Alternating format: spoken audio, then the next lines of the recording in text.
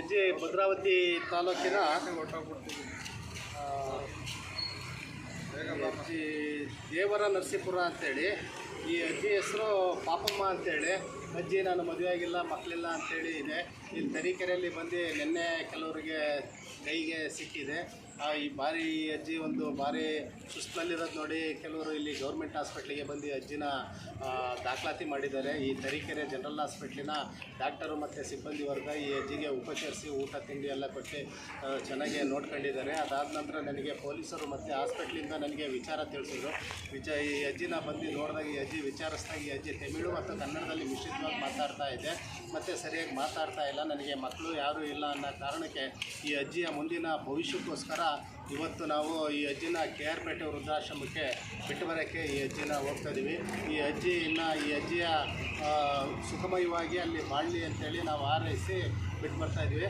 ಅದಕ್ಕೋಸ್ಕರ ಇವತ್ತು ತರೀಕೆರೆ ಗೌರ್ಮೆಂಟ್ ಹಾಸ್ಪಿಟ್ಲಿನ ಆಂಬ್ಯುಲೆನ್ಸ್ಗೂ ಕೂಡ ಕೊಡ್ತಾ ಇದ್ದಾರೆ. ಅದಲ್ಲದೆ ತರೀಕೆರೆ ಪೊಲೀಸರು ಕೂಡ ಈ ಅಜ್ಜಿನ ಕರ್ಕೊಂಡು ಹೋಗೋಕ್ಕೆ ತುಂಬ ಸಹಕಾರ ನೀಡಿದ್ದಾರೆ.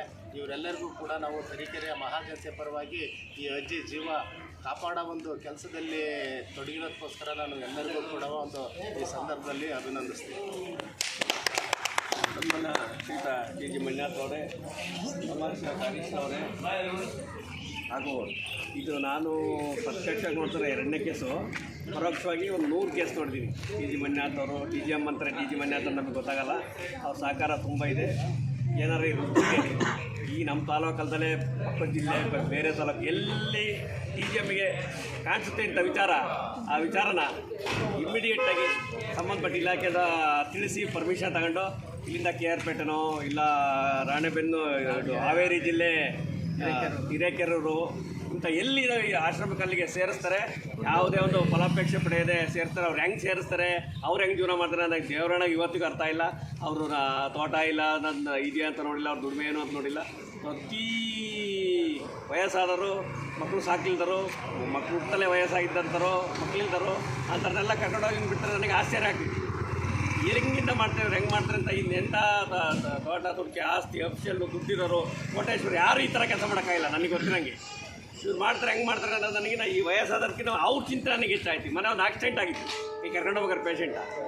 ಅದರಲ್ಲೂ ಬದುಕಿ ಉಳ್ಕೊಂಡು ಏನಾದರೂ ಇದೆಲ್ಲ ಮಾಡಿರೋದಕ್ಕೆ ಆ ದೇವರು ಅವರಿಗೆ ಸಹಾಯ ಮಾಡಿದ್ದಾರೆ.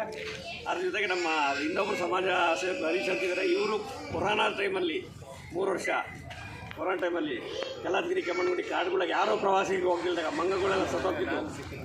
TGM ಅವರು ಬಂದಿದ್ದರು. ನಮ್ಮ TR ಹರೀಶ್ ಅಂತ ಬೆಲ್ಲ ಹರೀಶ್ ಅಂತಾರೆ ಅವರಿಗೆ. ಅವರು ಬಂದು ಏನು 3 ವರ್ಷ ಸತತ ಅನ್ನ, ಮೊಸರನ್ನ, ಮಜ್ಜಿಗೆನ್ನ, ಬೆಲ್ಲ, ಆಮೇಲೆ ಬಾಳೆಹಣ್ಣು, ಟೊಮೊಟೊ ಹಣ್ಣು, ಬ್ರೆಡ್ಡು ಪ್ರತಿಯೊಂದು 3 ವರ್ಷ ಹಾಕಿ ಆ ವಾನರ ಸೈನ್ಯವನ್ನು ಸಾಕಿರೋರು.